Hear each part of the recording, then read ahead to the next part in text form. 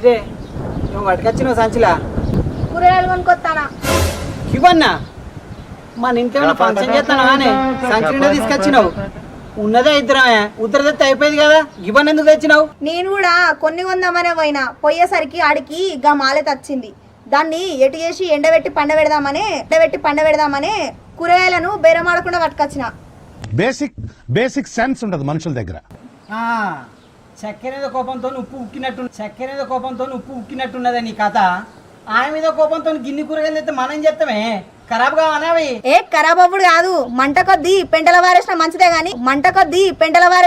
గాని దానికైతే దక్కనియా.